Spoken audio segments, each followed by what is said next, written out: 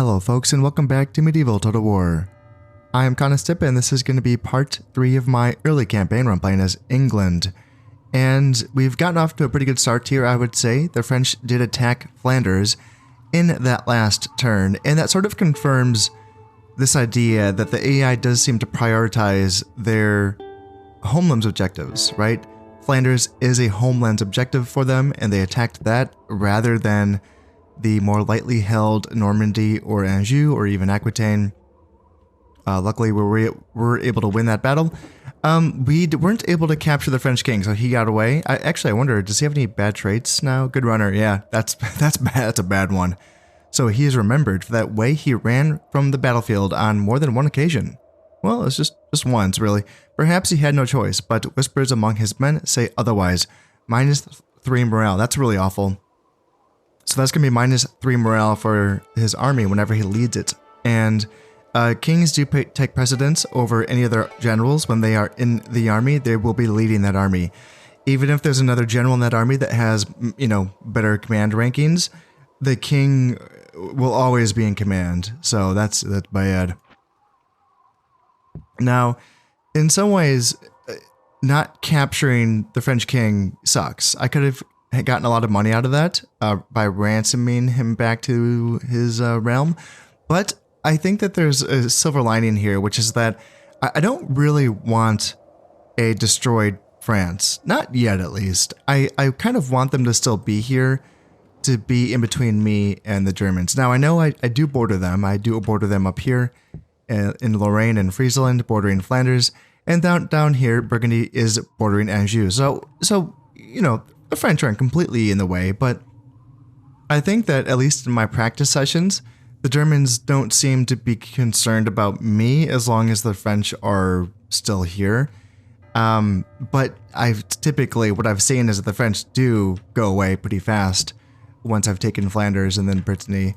Typically, they might have a civil war, maybe, and I don't really want that. I kind of want them to hang around, even in a weakened state. A weakened France is better than a no France, or should I say a weakened France is better than a super strong Germany or Holy Roman Empire. So hopefully they can hang in there. If a faction does die out, I like to try to revive it by using spies and whatnot to try to cause a reemergence. And it's too early in the game. I can't get spies for quite a while. I think the castles take like 16 or 20 turns to build. And that's the 3rd tier. I still need a keep, and I haven't even built a keep yet. So it's going to be a while before I can get spies. That's a 3rd tier agent that, it's going to be a while. Now, of course, reemergences can happen on their own. The incompetence of a faction, like the Holy Roman Empire, which could be big by that moment, could cause a reemergence of the French just on their own. So that's a possibility. But I would like the French to kind of stay, hang around for as long as they can, honestly. But I will be taking Brittany at some point. It's not a priority, though. Brittany and Scotland are on my the horizon for me to take, but it's not a priority. I have my 4-province border here: Flanders, Normandy, Anjou, and Aquitaine. These are the 4 provinces that are most important to me to keep strong, and to strengthen, because right now they're not strong.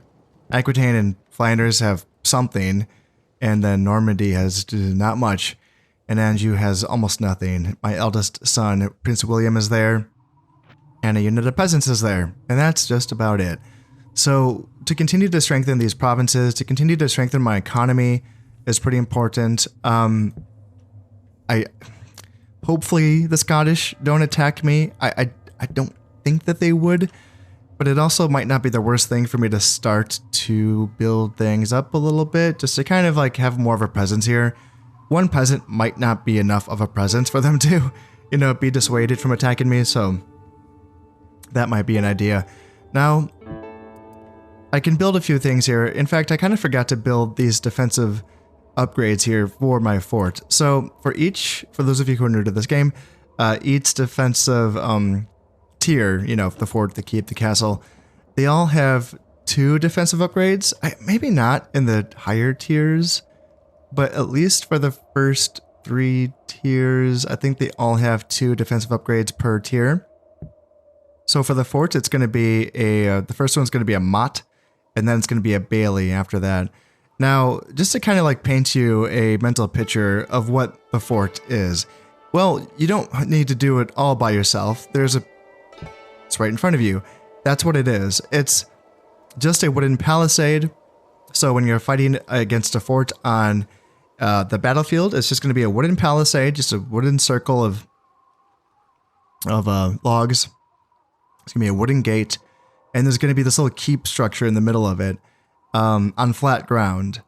And you can get in by hacking through any of the walls. You can have any of your infantry units hack through the walls. You could hack through the gate itself with an infantry melee unit. I think cavalry units can also hack through walls, I think. And maybe not, I'm not sure. I think so, right? Maybe not, I don't know. But you can also just use your archers. When an archer, just like a basic archer unit targets a wooden section of a wall or a gate, they will use flaming arrows just kind of on their own. They don't use flaming arrows in any other instance in this game. It's just for when they want to burn down like a wooden section or wooden structure. So that's kind of a neat thing. It's cool. Yeah, it's neat. So it's pretty easy to get into these things is what I'm trying to say. Now, there is some defensive elements to this. There are invisible archers that sort of shoot arrows from the ramparts of the wall. And then there are like the keep as well also just has like archers inside of it that do shoot out as well. So there is some defensive output coming from this. And of course, there's going to be the defenders inside defending it as well. But by getting the motte, now this is a cheap structure. It's just a hill that just raises the keep so that it has a better line of sight for the archers inside. And you can put any defending soldiers on this hill so that they have a height advantage, essentially. It's a pretty simple thing. And then the bailey is going to be a secondary outer wall that doesn't completely surround the keep. It's interesting. It's going to be sort of like an outer wall, like if I'm just kind of drawing with my mouse, kind of like this. And it's interesting because like you don't really have to get through that, is my understanding. You can kind of, circumnavigate that and get around to this wall section where you can just kind of go straight for this. But it's not like in Rome where you have to hold a city center essentially. It's not like you get to the keep and you win. You just have to kill everyone inside of the structure and then you win. So I guess if there is going to be units in the outer section, I guess you have to go in there, right? So there is that. Now, are these things necessary? No, probably not. It's if you're looking for like a meta strategy from me, first off, Godspeed, good luck if you're looking at my channel as a guide. Well, we'll see how that goes, but I'll do my best. But as far as like a meta strategy, you probably can just ignore these things. I like building them because they're cool. And sometimes you have to do things because they're cool. I don't like playing these games like it's a game, Let's do things that are fun and cool, and build things that might not be the most useful, but why not? So it's 100 florins and it takes one turn. So yeah, absolutely, I want that. And the second tier, the bailey, is also going to be 100 florins in one turn, I think, off the top of my head. So in Aquitaine, one turn before the trading post is finished, and then I will build that motte there as well. And then I'll build the bailey afterwards. Also, by building these cheap buildings, it kind of is a good way of sort of kind of balancing out the expensive buildings, like the building projects from the inexpensive ones. Like getting the watchtowers and the border forts and the defensive structures, which are all cheap buildings, kind of lets me continue to build stuff all of the time, while also saying, hey, Mercia, I'm not going to need any defensive structures here because it's not a frontier province at all. So that's here, sure, I can spend 800 florins on a trading post. Totally. Wales, I can spend 400 florins on a fort. Yes. Northumbria, let's go cheap, let's get that motte. Because this is a border section for now. And then yeah, that's going to save a little bit of money. If I want to train up some soldiers, I can train some more hobblers down here in Aquitaine. Let's start to consider sending stuff to Anjou, just to, get it a little bit filled up. I'm going to send these down to Aquitaine to get them retrained because they fought in that battle in Flanders. And let's keep these archers here in Normandy. Okay, they just arrived. I can't do that. And let's see here. Do I want to send any more archers from Flanders? See, knowing that they want to target Flanders makes me want to keep everything here. It does. Just until I can, you know, get more soldiers, I suppose. Yeah, I think so. And I will retrain these archers as well. And I can just train, the only other thing I can train is peasants, and I just don't think that, you know, I have my 1 peasant unit per fort. Let's just keep my upkeep as low as I can for now. Okay, and I have my princess and my my emissary seeking out the German emperor.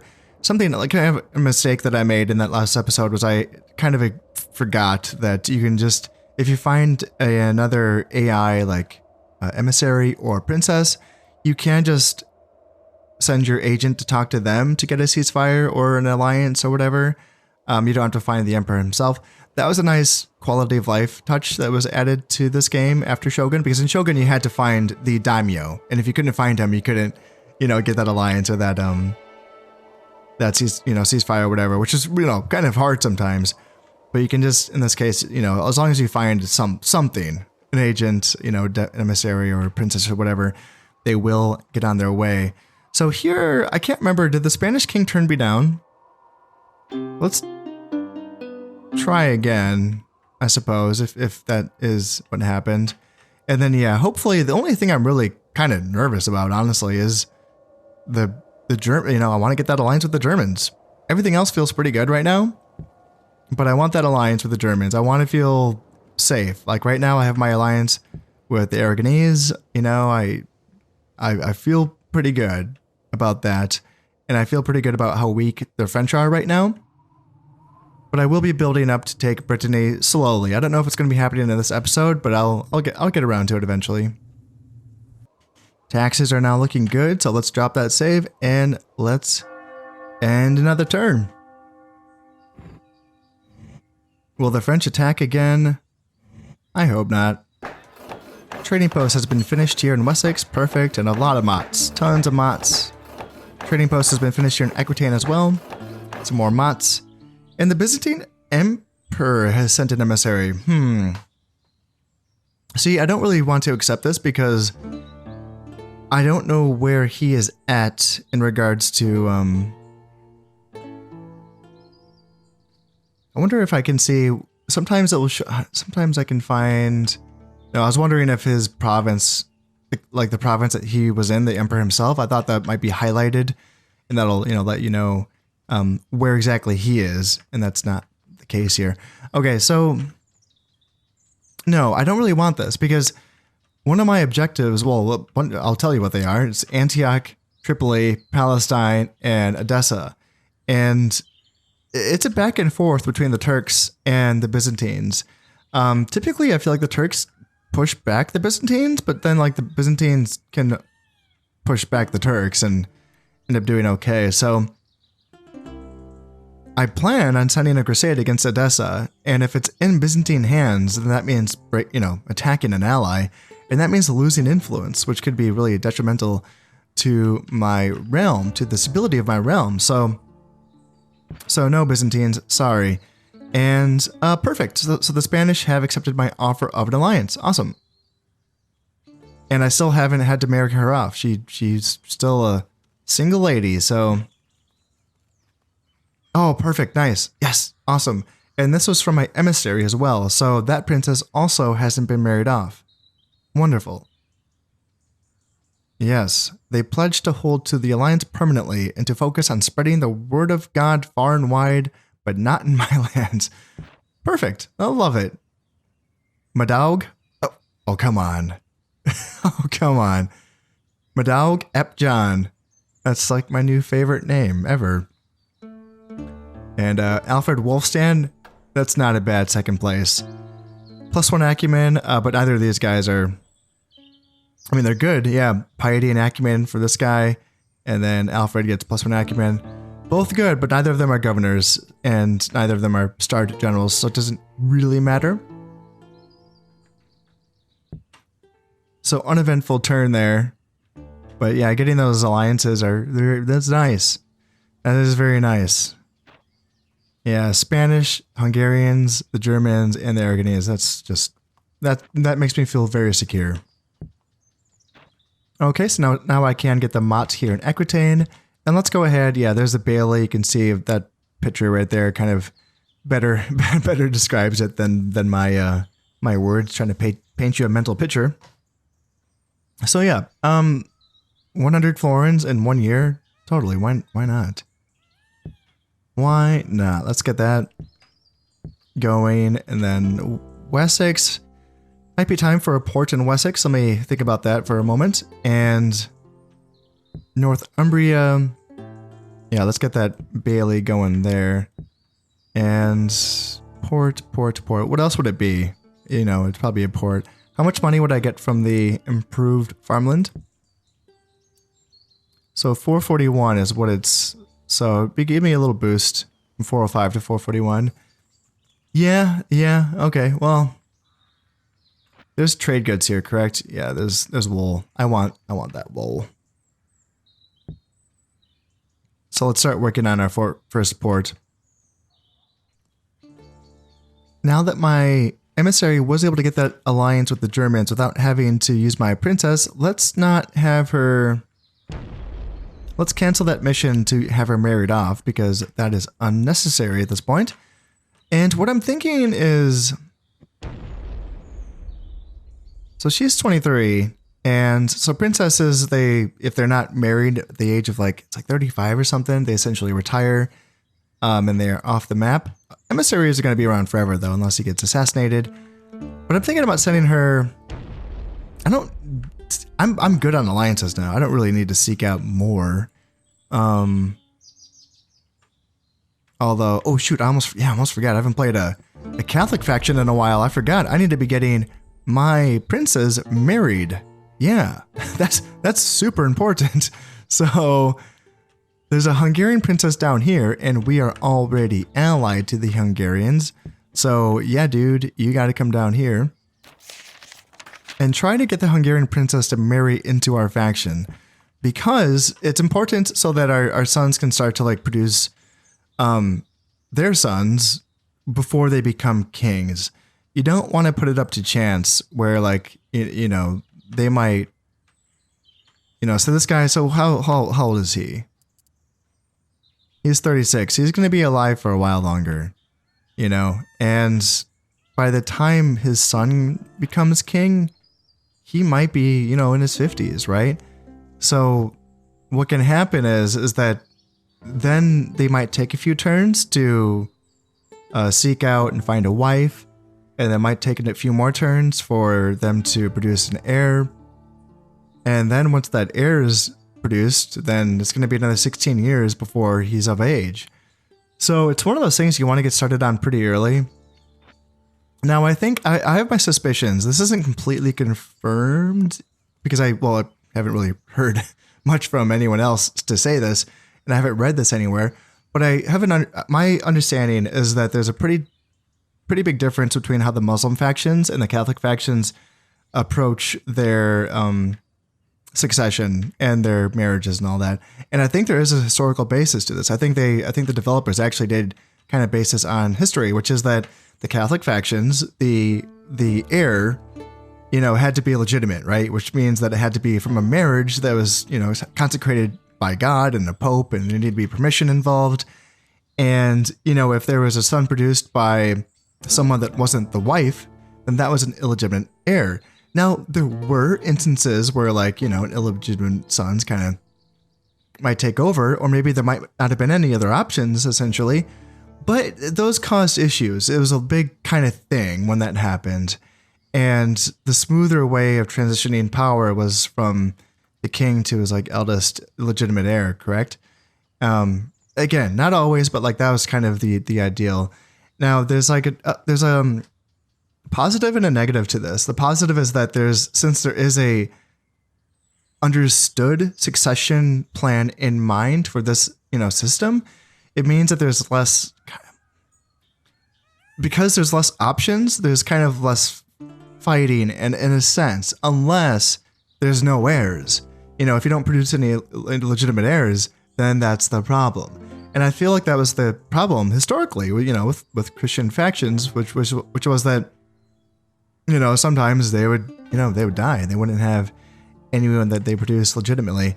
Whereas the Muslims, and again, in the game, this is true for the Muslims, is based on my, you know, anecdotal experience. First off, they don't have princesses. You can't seek out wives for your sons on your own volition. But you will see sons come of age, and they will already have sons of their own. So they've been producing heirs out of wedlock, essentially. And that fits because, you know, the Muslim culture or tradition in the Middle Ages was that you could have your harem and you could have your consorts, and there was no such thing as legitimate or illegitimate. You know, you could just have a bunch of sons and just choose the one that you liked the best, you know, the one that was most fitting for the job. You'd be like, yeah, obviously he's my heir because he's more suited for it. It didn't matter about age or who the mother was. Now, again, pros and cons to this, just like there were pros and cons to the Catholic or the Christian way of doing this.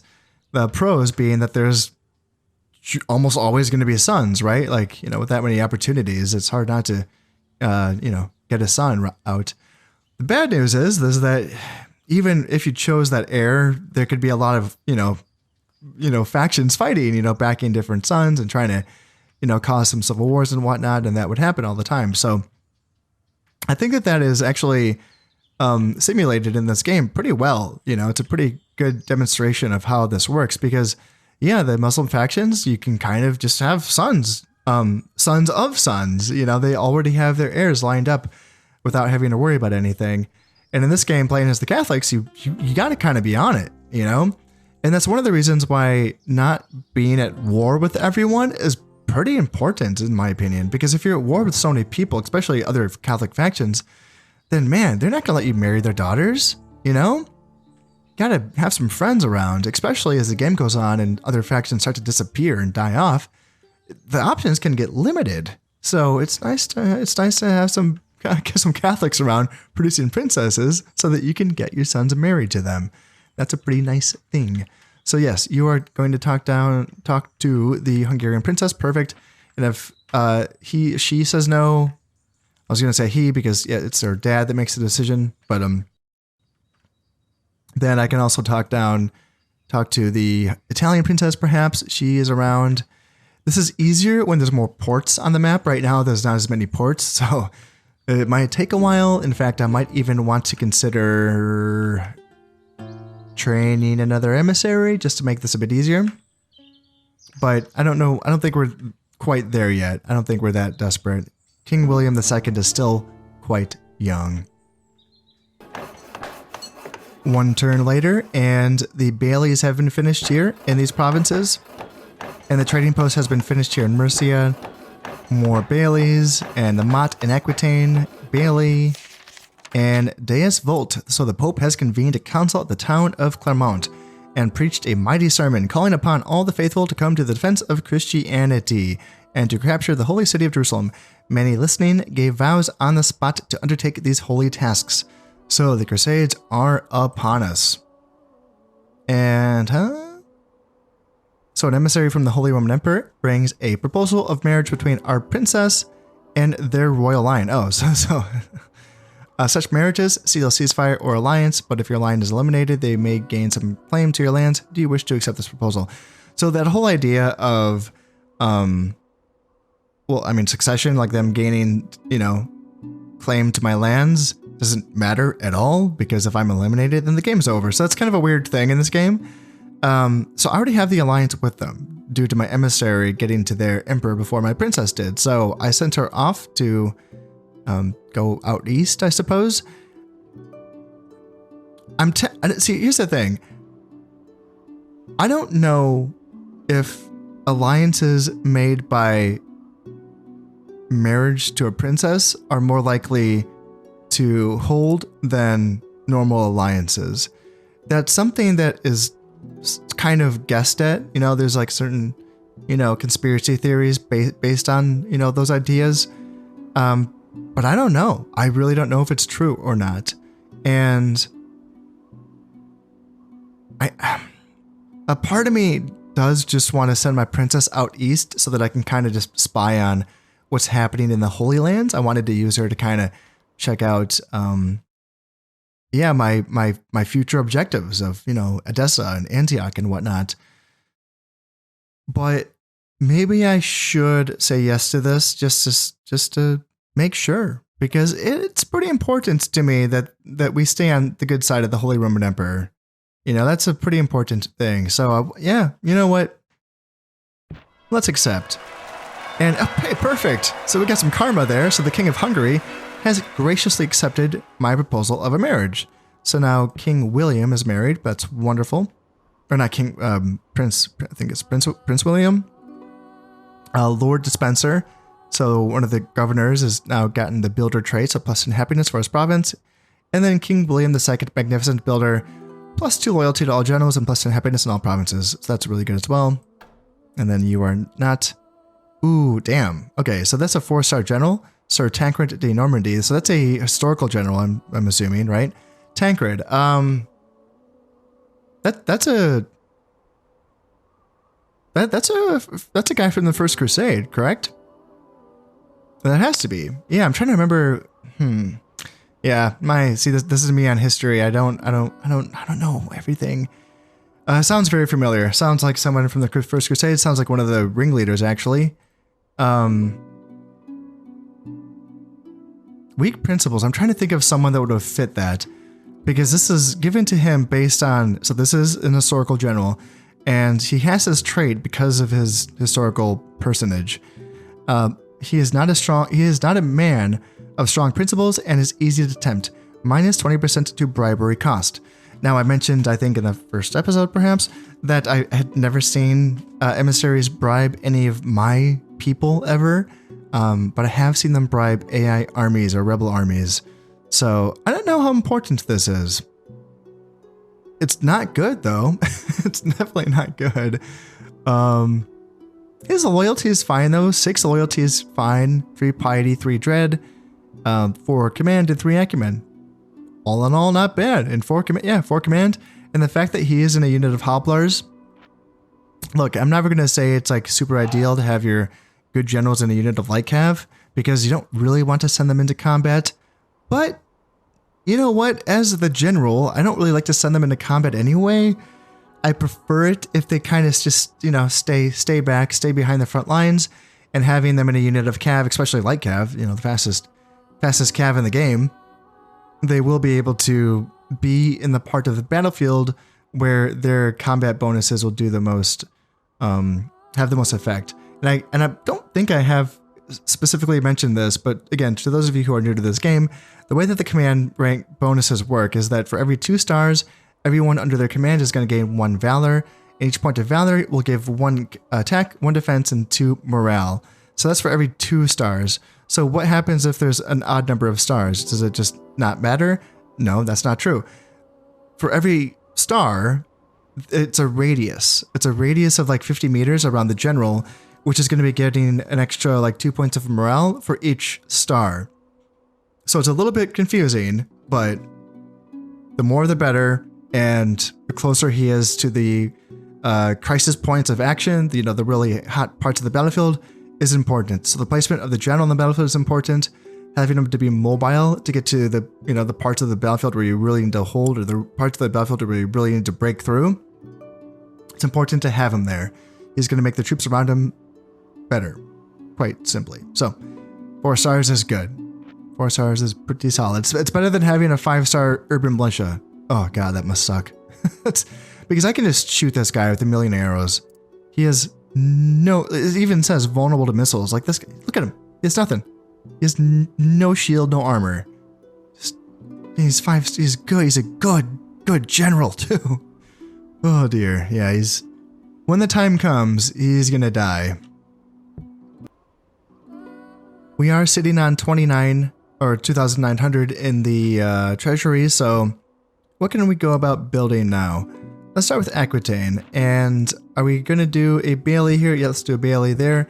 Anjou is a time for the trading post. Anjou's landlocked, so it's not. See, the problem with the trade, getting the trade goods for landlocked provinces. Goddamn, he has silk and linen.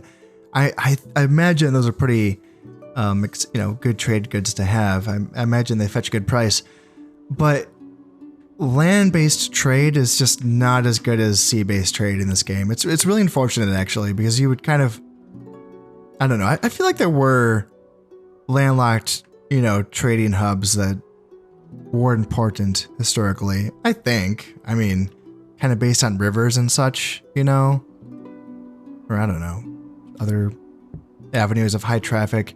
Like it wasn't all. Like, yeah, I get it. Like, yeah, boats and ports important, but like it wasn't all that, right? So yeah, it's a little unfortunate, but I still think it's probably worth building the trading post. Or do I want to get the... That's going to be a 365. That's good. That's a pretty good boost. 308 to 365.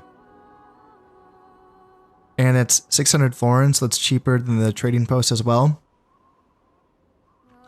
It's tempting, but it's also tempting to get the town watch, because then I can start getting more soldiers from places other than just... Wessex and Aquitaine, because right now it's just coming from those places, and I think I do need to like up my unit production. Also, the town watch does give a happiness bonus to the province as well, which is always a good thing, and it's cheap, 200 florins, 2 years. So yeah, let's do it. Let's get that going, probably in Normandy and Anjou. Yeah, that's probably a good idea. And then Flanders, what do we want in Flanders? Let's get the border fort.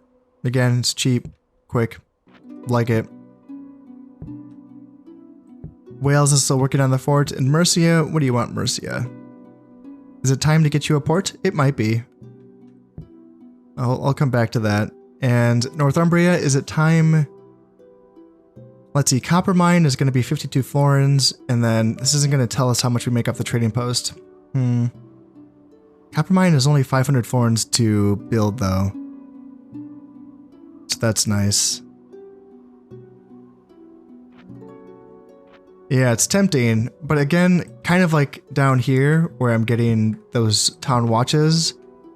Is it the town watch? Yeah, the town watch buildings.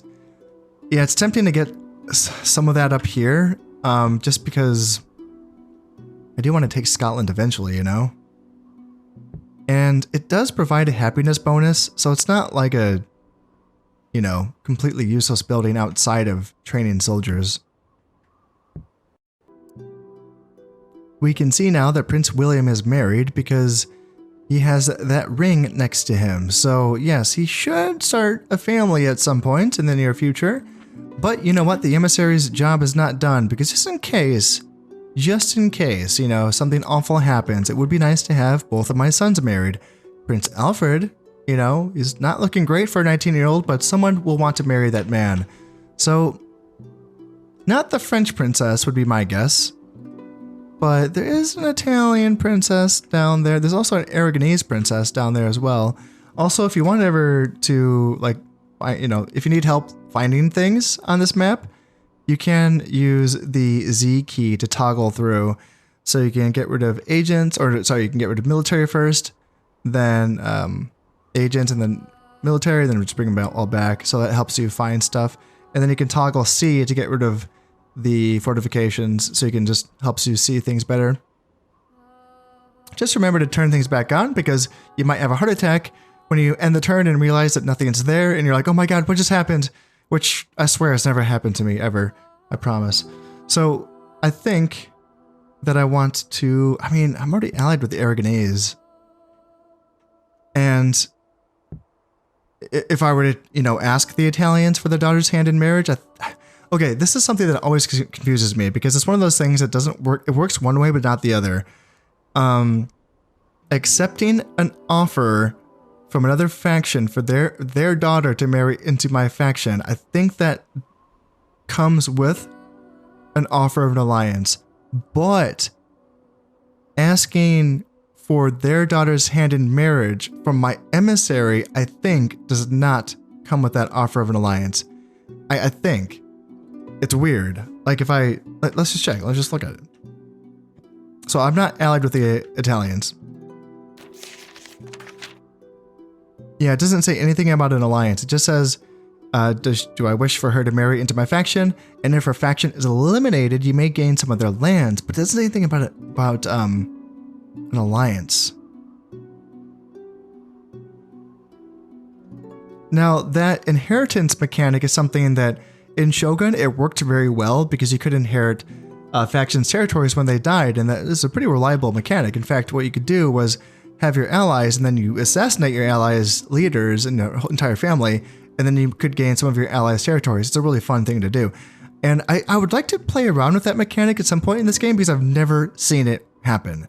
And it's because it's vague. I don't know exactly what the conditions are that make it happen. Because would the inheritance for this, would it only work during the lifetime of like this king? You know, if I were to, ask for the Italian princess, ask for her hand in marriage, would the inheritance mechanic only be in play for as long as she's alive?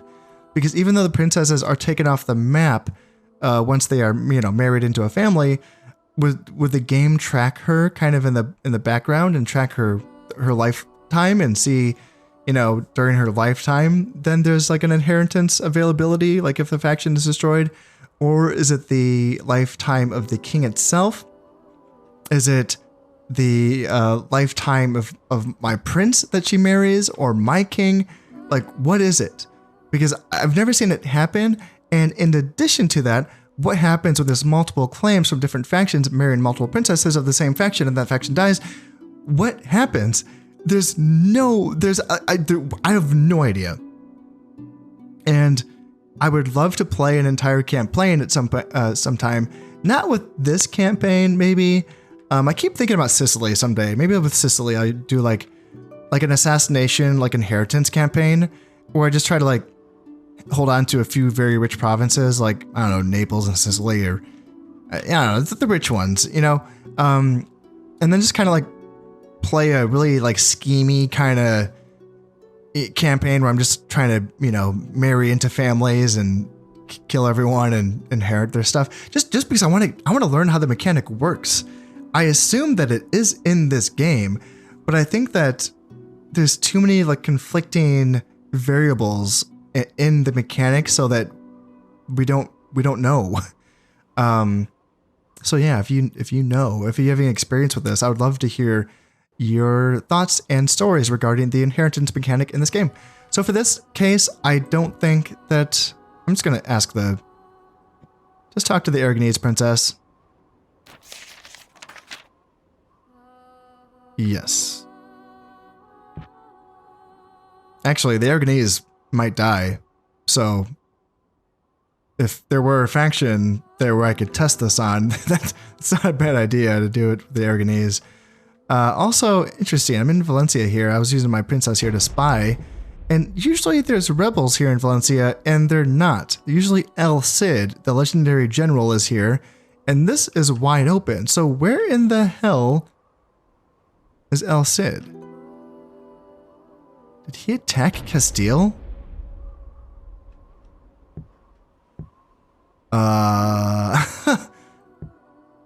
Oh my god. I'm like, god damn it. I literally just warned you guys not to do what I just did.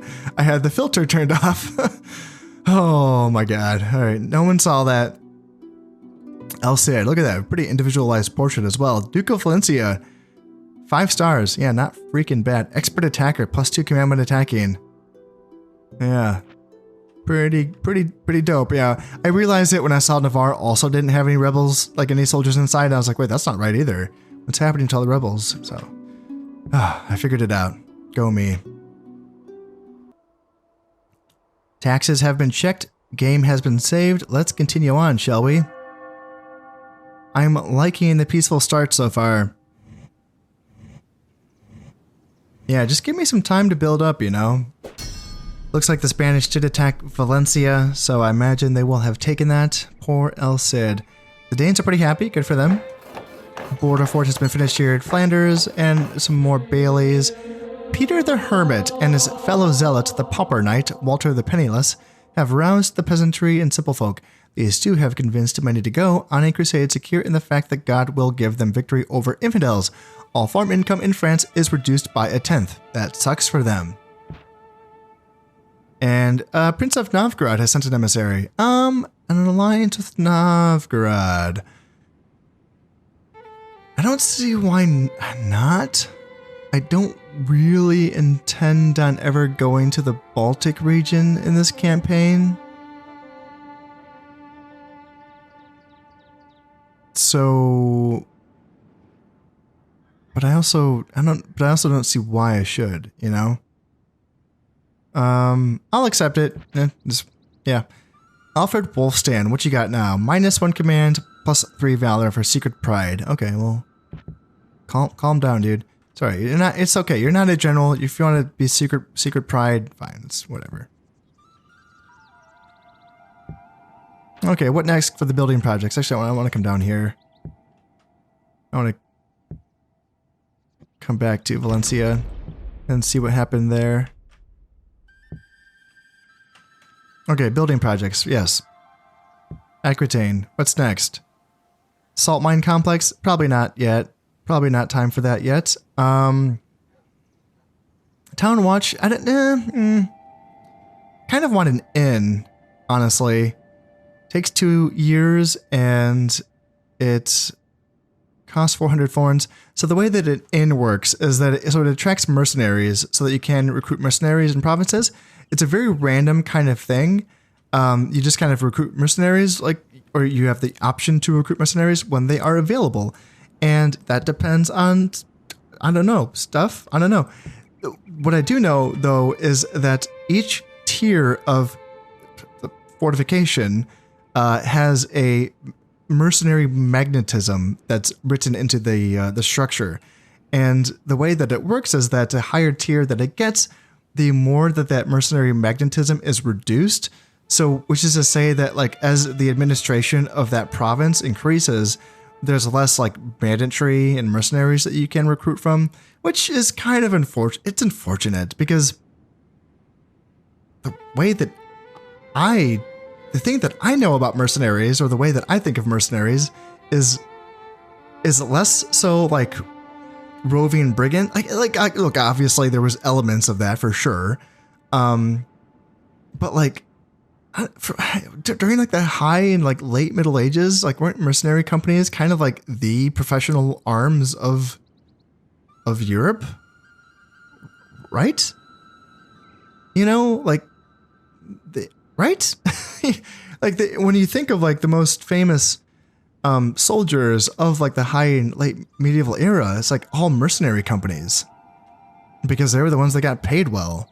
You know, when you think about the Catalan company, or when you think about the I don't know any other names of mercenary companies, but those are the ones that, like, you know, they were very good because they did it for a job. They didn't farm, they just fought.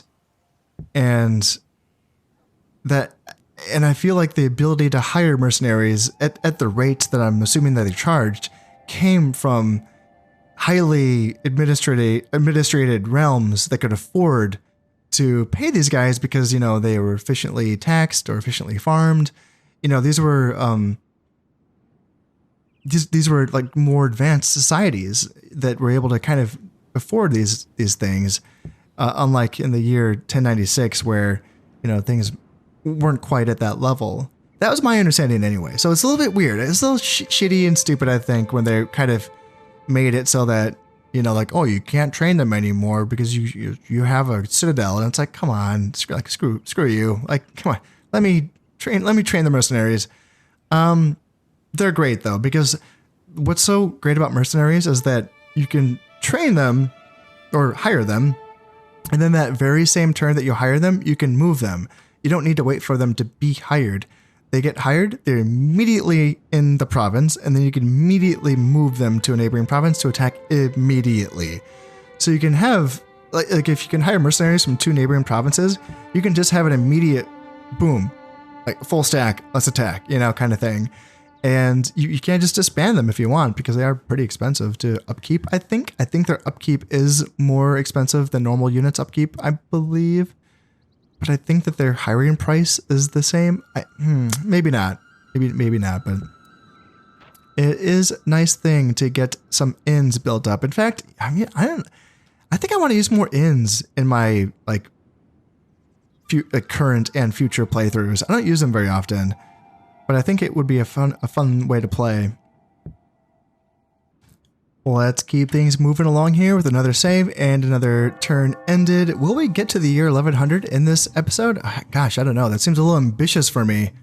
I must say, we're moving along at light speeds compared to my usual play style. Fort finished here in Wales. Dope.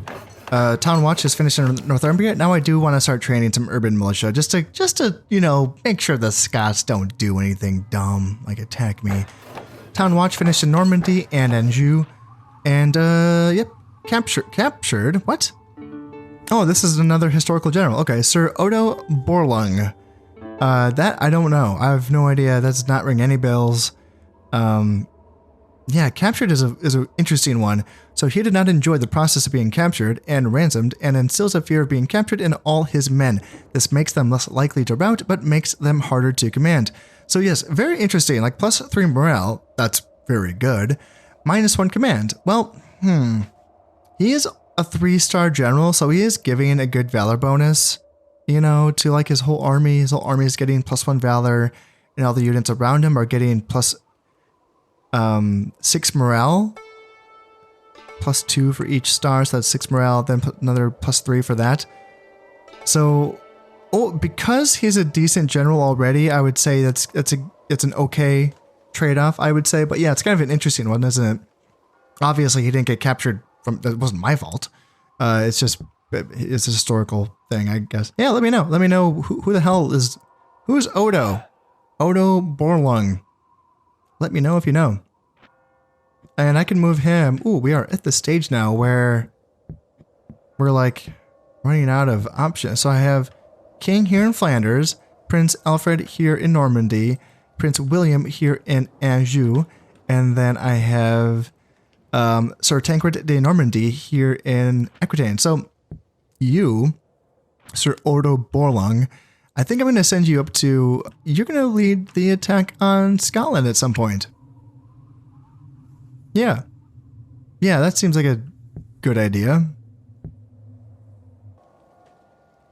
Now that the Town Watch building is finished here in Anjou and Normandy, I think I'm going to go ahead right away and start training up some urban militia.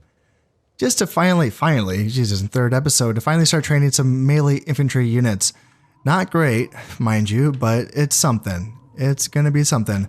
So, is it time for a trading post in Anjou? I'll get back to that. I don't know about that yet. Is it time for a port in Normandy? Again, I kind of want to focus on trade. Oh, there's no trade goods here in Normandy. Ports are still nice to have everywhere still, just because it allows units to train instantaneously from port province to port province. So I still do want ports everywhere. You know, having a port in Normandy can help me get units from, you know, somewhere. You know, for instance, like there's no land connection from Wessex, or land connection. I can't get from Wessex to Normandy in one turn like I can from Wessex to Flanders. So using a port, I could do that and then get them to Anjou, for instance, faster otherwise. So I definitely do want ports everywhere eventually, but I do want to like prioritize, you know, economy stuff if I can. Town Watch buildings do allow me to start to build boyars so that I can train archers here, and then spear makers so that I can train spearmen. Now here's the thing. There's a spear unit that's available in the like Anglo-Saxon provinces of Wessex, Mercia, and Northumbria. Does it even say anything about them? No, it doesn't. You just have to know these things. But I'm pretty sure that, does it say it here? Yes, it does. Yes. Alone enables the training of fearedmen and spearmen. Dope. Here's the thing. Fearedmen are like really good. They're as good as, I think their stats are identical to feudal sergeants, which is the normal tier 2 spear unit that's available for Christian factions. Feudal sergeants are units that you would have to build a keep and then the second tier spear building to be able to get access to. And they're solid. They have like good morale and decent stats, so that they are obviously better units. Fearedmen, I believe, are like stat by stat. I think are exactly identical to feudal sergeants. The only difference is that they are regionally locked to the Anglo-Saxon territories of Wessex, Mercia, and Northumbria. But you can get them from tier 1. Tier frickin' 1. All I need to do now is build a spearmaker, and I can start getting fearedmen out from Northumbria, and that will be honestly a fantastic holding unit for my early game armies. So that's very tempting to do. That is very tempting to start getting a spearmaker going. But I need to balance, obviously I need to like consider also, I can't fall behind on the whole economy game. I need to get fleets going eventually, I have a couple places working on ports, but yeah, I'm kind of spreading things out a little bit, aren't I? I'm not exactly focusing on one thing here, but yeah, getting access to fearedmen does seem pretty important because, if I'm looking at, I might just skip spearmen, if I never have to train any basic spearmen in this campaign, wonderful, Why waste the time and money on that? So going back to like this, I don't really think I should be getting a spearmaker in the continental provinces because they can just train basic spearmen, not the fearedmen. So why?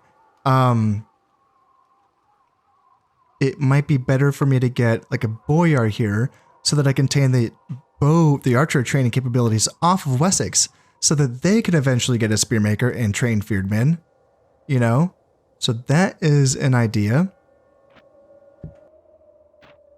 Here's what I'm going to settle on. I'm actually going to just get the inns here in Anjou.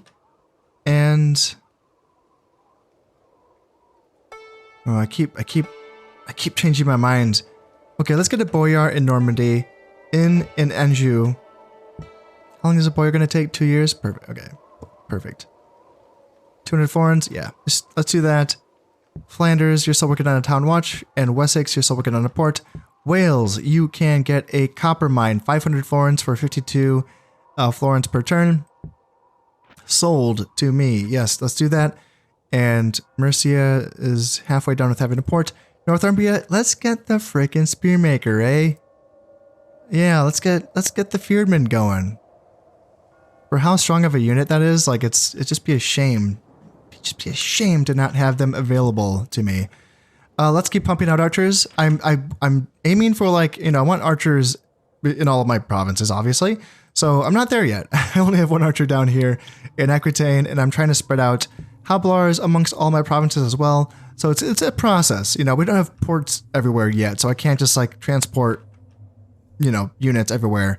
It's kind of a chain of, horses going up and archers coming down. And now I'm going to be adding urban militia to the mix as well, coming from Anjou and Normandy. So yep, let's get that going here in Normandy as well. And then Flanders also will be training up urban militia in the next turn. Yes. Let us keep cracking on, shall we? So let's drop another save, and let's keep on. Let's get a little bit closer. We might get to the year 1100. How about that, eh? The Germans have the strongest military. Well, la-di-da. Inn has been finished here in Aquitaine. The port has been finished here in Wessex. Town Watch in Flanders. And Lord Dispenser. +1 acumen. And you are a governor, so that's perfect. Love it. Prince Alfred, perversion, so -4 piety. Not a big deal. You're Prince Alfred, you're the second in line, so your piety is just never going to matter. And then Lord Svinford, builder, so +10 happiness. Love it. Love to see it. Yeah, having our first port here in Wessex also feels pretty good.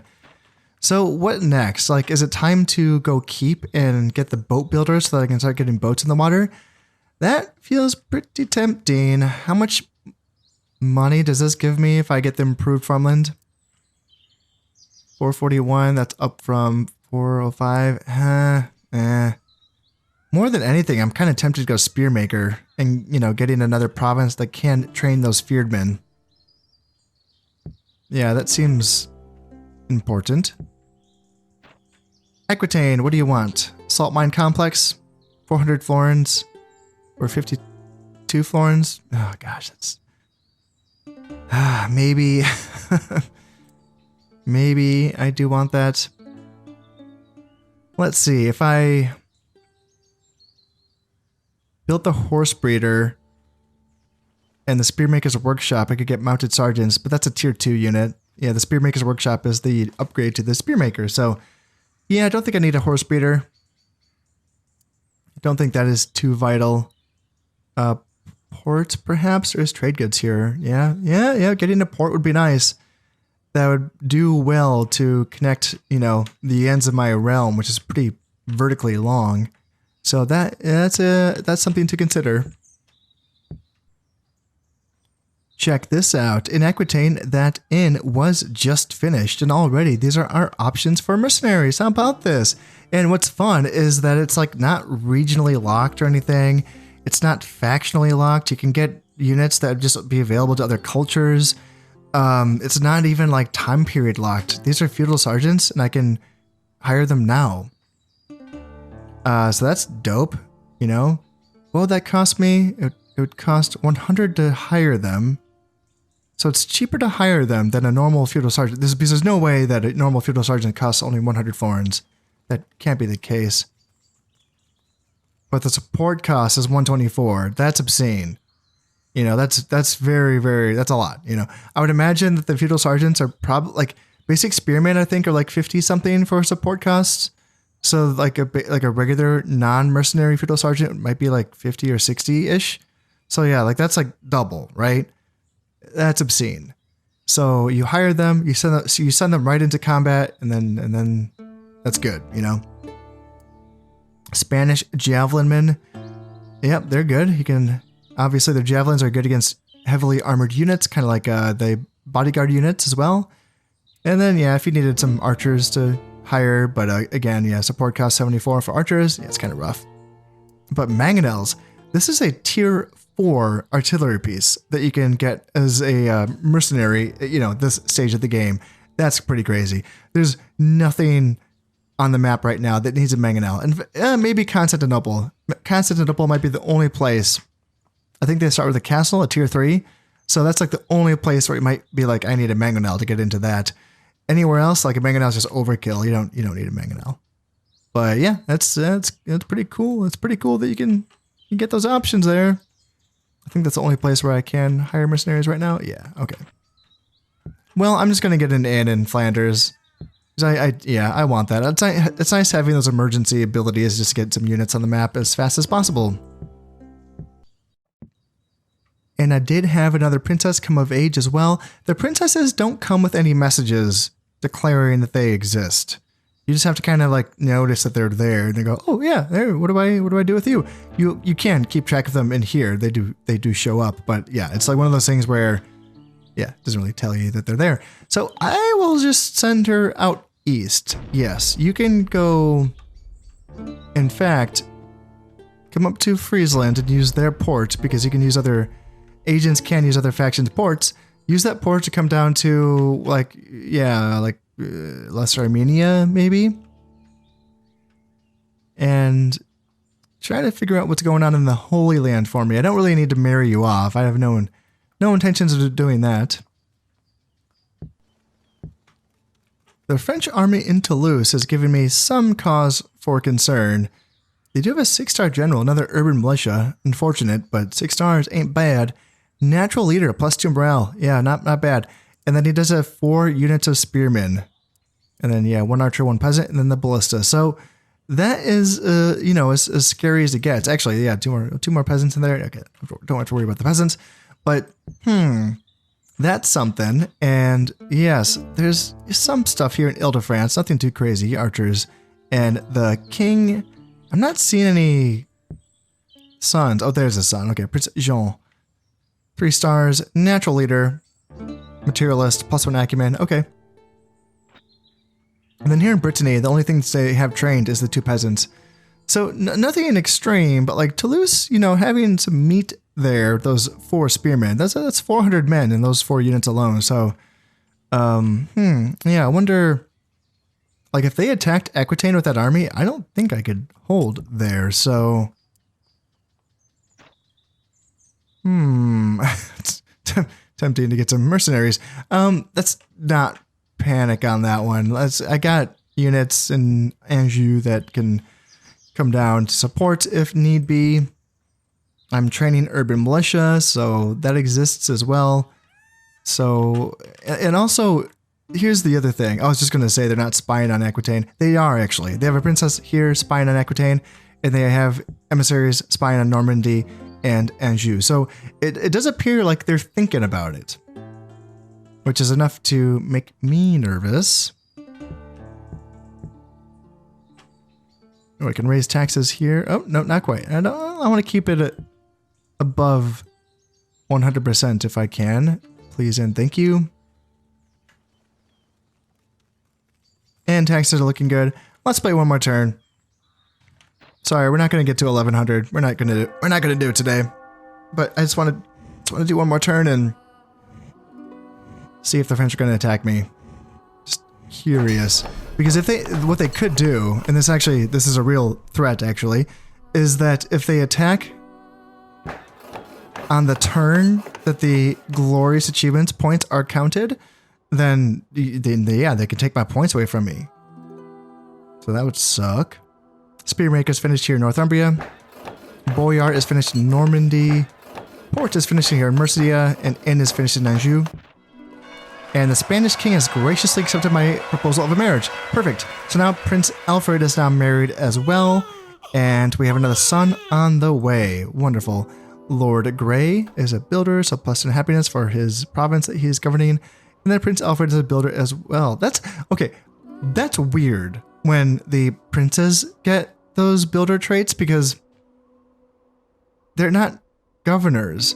It makes me think, like, I wonder if there is a connection to the princes and the provinces where they are stationed. Now, I've never seen any documentation on this. I've never seen anyone talk about the princes having any influence on the realm at all until one of them becomes the king or the sultan. So, but it's weird. Like, you get the builder trait by building stuff. So, governors or lords will, he got the builder trait because he's the lord of a province, and so I'm building stuff, and so he got the builder trait, right? You get it. But why is, and same thing with like the king. The king is also getting builder traits because again, it reflects on him. So he has the builder trait that kind of, gives loyalty to all generals and happiness to all realms. Like, yeah, I get it. But what is happening here when a prince gets a builder trait? I don't know. Is there a connection? Now, I haven't been, keeping a close attention to the population loyalty of every province and every single turn. I know that we're above 100, but I didn't check Normandy prior to this, so I can't look at this and say, oh yeah, this is more than it used to be. I don't know. I wasn't paying attention. So, I don't know. It's one of those curious things that it might not mean anything, but it makes me wonder sometimes. Check these guys out in Northumbria. We can start training feared men. So yes, 200 florins, or no, yes, 200 florins to train them, and support costs of 62. So yeah, that actually makes sense. So that would mean that the feudal sergeants also do cost 62 to support, and so that mercenary feudal sergeant was cost 124 to support is exactly twice the cost. So yeah, that makes sense. But then half the training costs for that mercenary, right? So yeah, it's a good trade-off. I like that. Anyway, feared men. Feared men are the rank and file of Saxon infantry and form the bulk of Saxon armies. These are free farmers called to battle by their king and are of a higher quality than peasant levies, while less expensive than truly professional fighting men like huscarls. Give them to me, yes. They are awesome, and I want them. Very strong charge. I don't know. That's going a little too far. Defend well versus cavalry, best in deep formation, and large shield. Yes, wonderful. Give them to me. Let's start getting some feared men going. at least in Northumbria, but I can bring them down as well. I'm working on that spear maker building here in Wessex. Awesome. And yeah, I don't know what I'm going to be building in Mercia and Wales. I will be considering that soon enough, but I wanted to look at this. Different mercenaries are available. Yeah, it changes turn by turn. It's really cool. Italian infantry are like some of the best spearmen of the game, and they're available for the Italians like right away. I think they're also a tier 1, maybe. I think maybe, but they're very good. Like, not even for like spearmen, they're just a good unit. I think they can beat like sword units in combat, which is pretty crazy for a spear unit. But yeah, Italian infantry are very good. Faries, this is a skirmisher, like a hybrid mobile skirmisher cab that the Muslims get. Specifically the Almohads and the Egyptians get the Faries, or Faries. Yep, good unit, especially for the Catholics, because they don't get their options for skirmish cav are very limited. So when you get this option, it's a pretty neat idea to get that as well. But again, I'm just looking at stuff. I'm just kind of showing you guys stuff here. I think there's options here as well. Yeah, the Druzina cavalry, that's cool as well. That's like an axe armed cavalry that's available for the Russians. And yeah, they have a bonus versus armor, kind of like a medium cav sort of unit, but yep, they're pretty dope. Yeah, feudal men at arms. This is a tier 2 unit, sword armed unit, which is very good at killing lightly armed units. So eventually at some point they will form a pretty good bulk of my armies, but again, not there yet. Just wanted to see what the options are. Yeah, I don't have a in there. Do I have ins anywhere else? I can't remember. No more ins. Okay. Well, things are looking pretty stable. Even though the French are looking like they are somewhat threatening, you know, a little bit. Like, overall, I'm pretty strong. And if they were to attack, and even if they were to take something for one turn, I think that I would be able to counter it rather quickly. The thing is that, as I mentioned before, the counting period is going to be the next turn for the first counting period of the homelands. So if they take something in this turn and I don't get the points for that, that's going to suck. So I need to try to distribute my forces as sensical as possible. You see, I'm owning currently one of their homelands objectives, which is Flanders. So they might just want to get that back. That would make a lot of sense. Or would they want to aim for something that's weaker, like Anjou or Normandy, perhaps? These are all potential options, but you know what? That's all going to put it down next time. As always, I hope you have enjoyed this one, and thank you very much for watching. This has been Concept playing Medieval Total War. Thank you very much, and goodbye.